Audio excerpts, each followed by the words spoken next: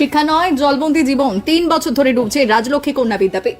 মাত্র একদিনের ভারী বৃষ্টিতেই নদিয়ার হরিণঘাটা থানার বড়জাগুলি রাজলক্ষ্মী কন্যা বিদ্যাপীঠের চেহারা এখন যেন পুকুর। গত ৩ বছর ধরে বর্ষাকাল এলেই এই চরম ভোগান্তির শিকার হচ্ছেন বিদ্যালয়ের শিক্ষক শিক্ষিকা এবং ছাত্রীরা। বিদ্যালয় চত্বরে জল জমে থাকায় যেমন পঠন পাঠন লাটে উঠেছে, তেমনি বন্ধ রাখতে হয়েছে মিড ডে মিল পরিষেবা। বিদ্যালয় চত্বর থেকে শ্রেণীকক্ষের ভেতর পর্যন্ত জল ঢুকে পড়ায় ক্লাস নেওয়া প্রায় অসম্ভব হয়ে পড়েছে। বিদ্যালয়ের বর্তমান পরিস্থিতির কয়েকটি দিক অত্যন্ত উদ্বেগজনক। জল জমে থাকার কারণে মশার উপদ্রব বেড়েছে, যা ডেঙ্গু সহ নানা রোগ ছড়ানোর আতঙ্কে রয়েছে স্কুল কর্তৃপক্ষ। জলমগ্ন চত্বরে সাপ ও অন্যান্য বিষাক্ত পোকামাকড়ের আনাগোনা বাড়ায় আতঙ্কের মধ্যে দিন কাটছে ছাত্রীদের। পঠন পাঠন ব্যাহত হওয়ায় এবং পরিকাঠামো বেহাল থাকায় স্কুলে ছাত্রীদের উপস্থিতির হার ক্রমশ উদ্বেগজনকভাবে কমে যাচ্ছে। বিদ্যালয় কর্তৃপক্ষের দাবি, 12 নম্বর জাতীয় সড়ক সম্প্রসারণের সময় রাস্তাটি বেশ খানিকটা উঁচু করে দেওয়া হয়। রাস্তাটি বিদ্যালয়ের তুলনায় উঁচু হওয়ায় রাস্তার সমস্ত বৃষ্টি জল এসে জমা হচ্ছে নিচু জমিতে অবস্থিত এই বিদ্যালয় চত্বরে। ফলে এক প্রকার কৃত্রিম জলবন্দী অবস্থায় দিন কাটাচ্ছে স্কুলটি। গত 3 বছর ধরে জেলা বিদ্যালয় পরিদর্শক, ডিআই, এসআই এবং জাতীয় সড়ক কর্তৃপক্ষ কাউকেই বিষয়টি জানাতে বাকি রাখেননি স্কুল কর্তৃপক্ষ। বারবার লিখিত আবেদন করা সত্ত্বেও মেলেনি কোনো স্থায়ী সমাধান।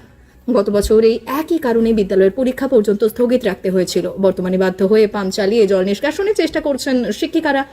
তবে এটি অত্যন্ত সাময়িক একটি সমাধান মাত্র। স্কুলের এই বেহাল দশা এবং ছাত্রীদের নিরাপত্তার সংকটের কথা শুনে বিজেপি স্থানীয় নেতৃত্ব এবং মোহনপুর পুলিশ তদন্ত কেন্দ্রের আধিকারিকরা বিদ্যালয় প্রাঙ্গণ পরিদর্শনে এসেছেন। তবে স্থায়ী জল নিকাশি ব্যবস্থা নিশ্চিত না হলে আগামী দিনে বিদ্যালয়ের পঠন পাঠন ও ছাত্রীদের ভবিষ্যৎ যে বড় সংকটের মুখে পড়বে তা স্পষ্ট। স্থানীয় বাসিন্দা ও স্কুল কর্তৃপক্ষের দাবি, প্রশাসন অবিলম্বে উদাসীনতা কাটিয়ে দ্রুত কোনো কার্যকর পদক্ষেপ গ্রহণ করুক। বিজেপির কার্যকর্তারা আশ্বস্ত করেছেন যে খুবই দ্রুততার সঙ্গে সুব্যবস্থা করা হবে এই কাজে। দুঃখরাম ঘোষ। কোন জায়গা? এটা হচ্ছে বড়জাগুলি। এটা রাজলক্ষ্মী। কি পড়ে স্কুল আপনার? এখানে আমাদের আমি ছাত্র নিয়ে আসি, ছাত্ররা গার্জিয়ান হিসাবে আমাকেই করেছে, তা আমরা সেভাবেই আমরা নিয়ে আসি গাড়িতে করে। কি অবস্থা স্কুলের? স্কুলের অবস্থা বলতে গেলে এখন জল জমে আছে, ছাত্ররা ঢুকতে পারছে না ঘরে। ছাত্ররা যদি এখন ঢুকতে যায় তাহলে জুতো মোজা খুলে ঢুকতে হবে। এর আগেও প্রোটেস্ট করেছিলাম যে 1 মাস আগেও জল জমে গেছিল। জল জমার পরে হেড মিসেস বলেছে যে আমরা দেখছি, আজকে স্কুলটা হোক তারপরে দেখছি। আজ 1.5 মাস হয়ে গেল, কোনো কিছু করেনি, আবার জল জমেছে। এখন সমস্যা এটা 15 বছর এটা পরস্পর এরকম হয়ে যাচ্ছে, কোনো কাজ হচ্ছে না। না না না, সবার নজর নেয়নি। পৌরসভা কোনো নজর নেই। বলেছিল এখান থেকে একটা ব্যবস্থা হয়নি না। এই ছাত্ররা প্রবেশ করতে জল পেরিয়ে একদম তো পোকামাকড়, এখন তো বর্ষা দিয়ে কি বলবেন এই বিষয়ে? পোকামাকড় তো ঘরে থাকছে, এবার বাচ্চা কাচ্চারা যখনই দেখছে তারা চিল্লামিল্লি করছে, দৌড়ে চলে আসছে। এটা কোন জায়গা? এটা হচ্ছে বড়জাগুলি রাজলক্ষ্মী স্কুল। স্কুল কে পড়ে আপনার? হ্যাঁ, আমি গার্জিয়ান হিসেবে সব গার্জিয়ান বাচ্চাদের আমার স্কুলে নিয়ে আসি আমরা। হ্যাঁ, স্কুলে কি অবস্থা? স্কুলে তো এই হাল চলছে। আজকে যখন এখানে রাস্তা হয় তখন এখানকার টাউন সভাপতি বলেছিল এখানে একটা ড্রেন করে দেবো, জলটা পাস হয়ে যাবে। অনেকে রাস্তাও চেয়েছিল, রাস্তাও দিয়েছিল, তাদের রাস্তা পাঁচিল ভেঙেছিল। ওই ফটোখন আমি দাঁড়িয়েছিলাম ওখানটায়, ঠিক আছে? ওখান দিয়ে ড্রেন হয়ে ওর পাশ দিয়ে জল পাস হওয়ার কথা ছিল, ড্রেন করে এখানে ওরা করেনি ড্রেনটা। এই তো বাচ্চা কাচ্চাদেরই হাল। হ্যাঁ, হতে তো অবশ্যই পারে। সেখানে বিডিও অফিসে কল করুক, বিডিও অফিসে ডেকে আনা হোক। আমাদের বিচারে সেটাই বলে, সবাই বিডিও অফিসে যাক, গিয়ে কল করে দেখুক আজকে কি 15 বছর ধরে আজকে টিএমসি সরকার কি করেছে। এটা তাদের কি চোখে ছিল না? আজকে টাউন সভাপতি বড় বড় নেতারা রয়েছে, ঠিক আছে? তাদের সবকিছু রফা কাটমানি নিয়ে ব্যস্ত। তাদের এইসব রাস্তা উন্নতি কি করে হবে? এখানটা কি করে উন্নতিটা করবে এরা? কাটমানির উসুল কি এখন বর্তমানে ছাত্রদের উপর পড়ছে? হ্যাঁ, ছাত্রদের উপরে পড়ছে। এই তো হাল দেখতে পাচ্ছেন কি অবস্থা। আমার নাম সৃজিতা দাস। কোথায় বাড়ি? আমার সিলহাট বড়জাগুলি। এটা কোন জায়গা? এটাও বড়জাগুলি, বাট এটা কোন স্কুল? রাজলক্ষ্মী কন্যা বিদ্যাপীঠ, কোন ক্লাসে পড়ো? ক্লাস 9। স্কুলের কি অবস্থা? স্কুলে যেভাবে জল জমেছে, একটু বৃষ্টি হলে স্কুলে খুব জল জমে যায়। আমরা অর্ধেক দিনই ক্লাস করতে পারি না, আর একটু বৃষ্টির জন্য প্রত্যেক দিন জল জমছে। একটু বৃষ্টি হলেই ক্লাস করা খুব অসম্ভব হয়ে যাচ্ছে, আর আজকে তো কোনোভাবে স্কুলে ঢোকাই যাচ্ছে না। এইভাবে জলের জন্য আমাদের অর্ধেক দিন ক্লাস অফ যাচ্ছে। তো কতদিনের সমস্যা এরকম? এটা অনেক বছর, মানে প্রায় 1 বছর ধরে এরকম সমস্যা চলছে। কেন কি কারণে? স্কুল নিচু হয়ে যাচ্ছে, প্রচন্ড জল জমে যাচ্ছে। আশেপাশে জল জল নিচে ঢুকছে, মানে স্কুলে এসে ঢুকছে। আমার জলটা ঢুকছে। এখানে প্রচুর পরিমাণ সাপও আছে, আমরা ক্লাসরুমেও সাপ দেখতে পাই মাঝে মাঝে। কতটা আতঙ্ক? পূর্ণিমা বিশ্বাস, কোন স্কুলে পড়ো? রাজলক্ষ্মী কন্যা বিদ্যাপীঠ, কোন ক্লাসে পড়ো? 5B। ইতিমধ্যে দেখা গেল স্কুলে জল। এটা 1 বছর ধরে। এবার আমরা তো প্রথমে এবার এই স্কুলে তো আমরা এবার ভর্তি হয়েছি, এবার জানি না যেরকম, এবার আমাদের দিদিরা বলছে যে এরকম সাপ ঘুরে বেড়াচ্ছে। এবার আমরা তো আরেকদিনও এসেছিলাম, তখন মানে কম জল ছিল, আজকে বেশি জল হয়ে গেছে। এবার জানি না যে কি হবে, এবার ক্লাসরুমেও তো খুবই জল, এবার সাপ নাকি ঘোরাফেরা করছে। এবার সবাই তো ক্লাসেও যেতে পারছি না, তো নাম প্রেজেন্টও হবে না, এবার আমরা বাড়িও চলে যেতে পারি। এবার আমাদের তো 1 বছর ধরে শুনছি যে স্কুল এরকম জলে নাকি ভর্তি হচ্ছে, প্রত্যেক দিনে নাকি বৃষ্টি হচ্ছে, এরকম আমরা বাড়ি চলে যাচ্ছি, ছুটিও দিয়ে দিচ্ছে এরকম। এই স্কুলে রাস্তা থেকে স্কুলে কিভাবে ঢুকে?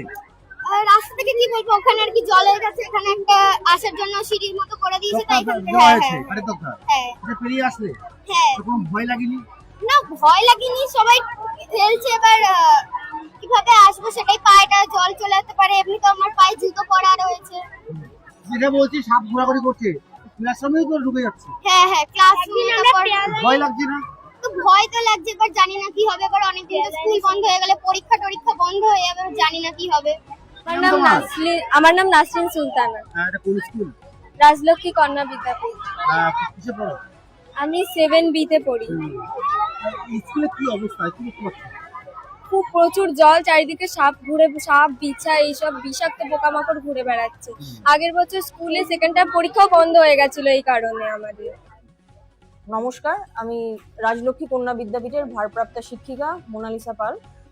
আমাদের স্কুলে বিগত 3-4 বছর ধরে এই ন্যাশনাল হাইওয়ে উঁচু হওয়ার পর থেকে প্রচন্ড মানে একদিনের বৃষ্টিতেই জল জমে যাচ্ছে।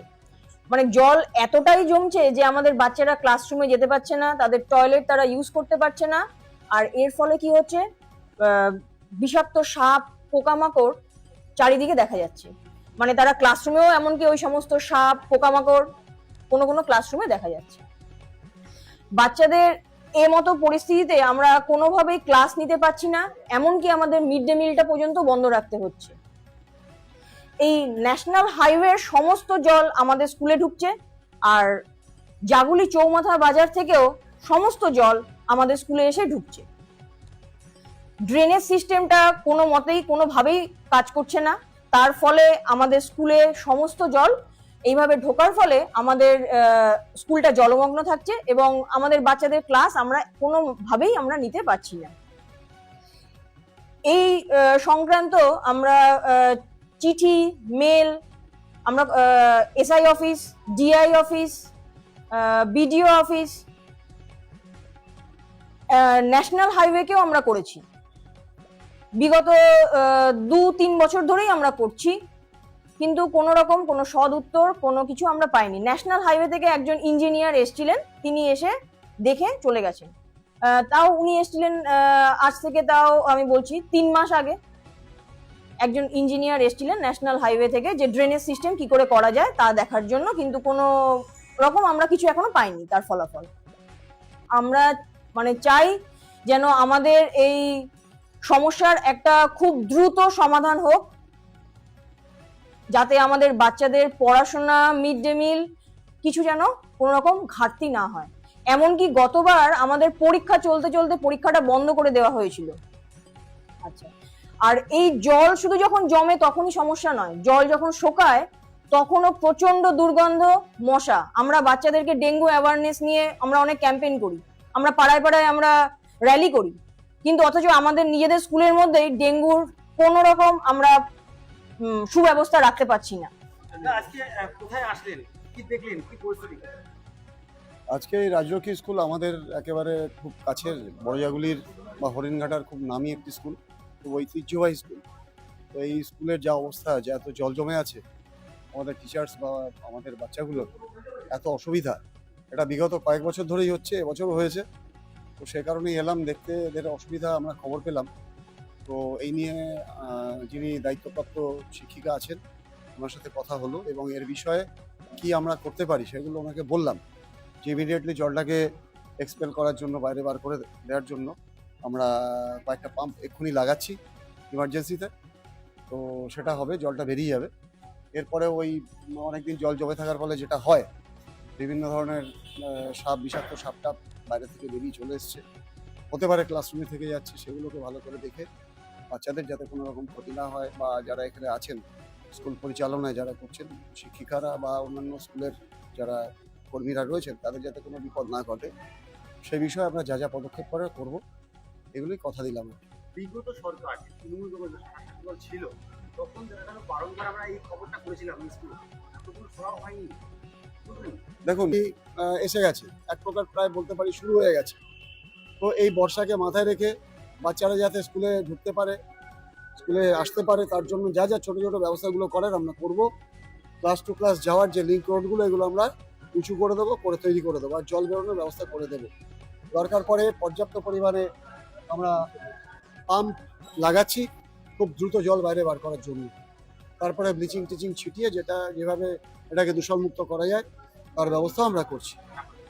আমার নাম শ্যামল ভট্টাচার্য, আমি হচ্ছি ভারতীয় জনতা পার্টির টাউন মণ্ডলের জেনারেল সেক্রেটারি। দেশের জন্য আত্মত্যাগকারী বীর শহীদ ক্ষুদিরাম বসুর 118তম মৃত্যুবার্ষিকী উপলক্ষে বিশেষ শ্রদ্ধা জ্ঞাপন।